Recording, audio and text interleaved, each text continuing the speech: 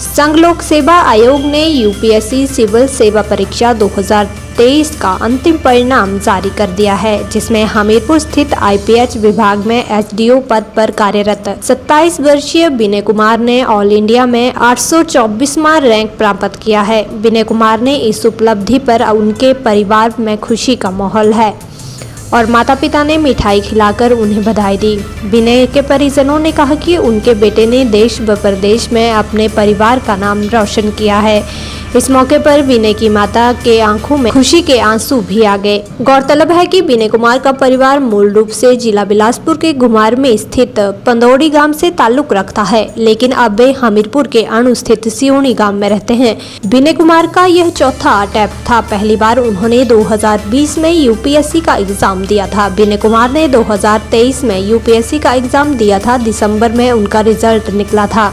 उसके बाद जनवरी से अप्रैल तक रिटर्न एग्जाम क्वालिफाई करने वाले अभ्यर्थियों के साक्षात्कार चले हुए थे। विनय कुमार का साक्षात्कार फरवरी में हुआ था। मंगलवार को आयोग ने रिजल्ट घोषित किया तो उनका 824वां रैंक आया है। विनय कुमार के पिता ज्योर भारद्वाज जिला कांगड़ा के जयसिंहपुर स्थित तलवाड़ा पॉलिटेक्निकल कॉलेज के बतौर एचओडी सेवानिवृत्त हुए हैं। उनकी माता आशा कुमारी वर्तमान में वरिष्ठ माध्यमिक पाठशाला कुठेड़ा में हिंदी विषय की लेक्चरर हैं। एक बड़ी बहन है जो कि पॉलिटेक्निकल कॉलेज हमीरपुर में सिविल इंजीनियरिंग में लेक्चरर है। विनय कुमार ने जमा 2 की परीक्षा में प्रदेश में तीसरा स्थान हासिल किया है।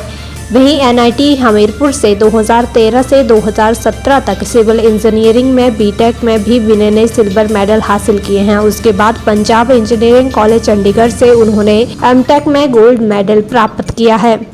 विनय ने बताया कि 2019 से उन्होंने यूएससी की तैयारी शुरू कर दी थी।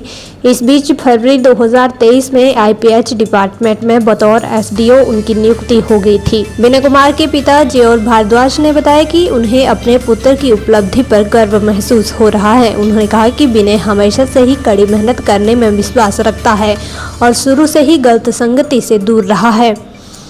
अपने पुत्र की उपलब्धि पर विनय की माता आशा कुमारी के आंखों में खुशी के आंसू आ गए और उन्होंने कहा कि बेटे की इस उपलब्धि पर उन्हें गर्व है। उन्होंने कहा कि बेटे ने इस उपलब्धि की सूचना उन्हें दूरभाष पर दी, जिस समय मैं अपने स्कूल में कार्यरत थी। बहुत अच्छा लगा जब मेरे को फ़ोन किया गया। स्कूल में थी मैं अपने, और इसने फ़ोन किया तो मुझे बहुत खुशी हुई और मेरे आंसू निकल गए खुशी के मारे। सर ये बहुत अच्छे तरीके से पढ़ता रहता था, अपने आप ही पढ़ता रहता था। सुबह 5 बजे जो है उठ जाता था और सारा दिन पढ़ता रहता था।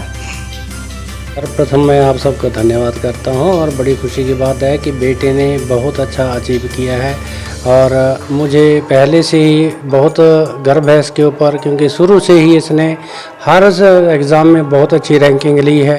और इस पेरेंट्स के लिए सबसे ज़्यादा खुशी तब होती है कि बच्चा जो है किसी भी प्रकार के किसी नशे से या किसी से दूर रहता है। आज के टाइम में तो बहुत बुरा हाल है, जहाँ भी देखें वहाँ पे हर न्यूज़ लगा होता है कि यहाँ पे ड्रग है, यहाँ पे है। लेकिन हमें बहुत ही गर्व महसूस होता है अपने बेटे के ऊपर, जो कि बिल्कुल सिंसियर है, उसका पॉजिटिव एटीट्यूड है और अपने काम से काम रखता है, जो उसको अच्छा लगता है कि मैंने ये चीज़ करनी है और टारगेट फिक्स करके उसको अचीव करता है। परिवार बहुत खुशी है। बेटे के लिए बहुत बहुत बधाई और आप सभी को भी इसके उपलक्ष्य में बहुत बहुत बधाई। सर इसकी सूचना मुझे फ़ोन कॉल से मेरे दोस्त के द्वारा मिली। मैं एक्चुअली ऑफिस में था और लंच टाइम पे मैं घर आया और उसी दौरान मुझे मेरे एक फ्रेंड ने बताया। तो मेरा रैंक उसमें 824 आया था यूनियन पब्लिक सर्विस कमीशन के सिविल सर्विसेज एग्ज़ाम में। और उसके बाद मैंने ये बात अपने फादर साहब के साथ शेयर की। मेरे मदर स्कूल में थे और उसके बाद मैंने उन्हें इन्फॉर्म किया, अपनी सिस्टर को इन्फॉर्म किया। तो घर में खुशी का माहौल है। ये प्राउड मोमेंट है हम सभी के लिए और ये मेरे लिए भी एक बहुत खुशी की बात है कि मैं अपने मम्मी डैडी को और अपने रिलेटिव्स को, अपने फ्रेंड्स को और ख़ुद को, जो मैं करियर ड्रीम करता था, जो मैं गोल हमेशा अचीव करने के लिए एम करता था, वो मैंने अचीव किया। तो इसके लिए मैं ऊपर वाले का, मॉम डैड का, उनकी कॉन्टीन्यूस मोटिवेशन के लिए थैंक्स कहना चाहता हूँ। हाँ, क्योंकि सर इसमें इंडियन एडमिनिस्ट्रेटिव सर्विसेज मिलना मुश्किल है थोड़ा, तो अगर मेरी सर्विसेज से नीचे आती है तो मैं ज़रूर ट्राई करूँगा, क्योंकि मेरा first priority Indian administrative services ही था।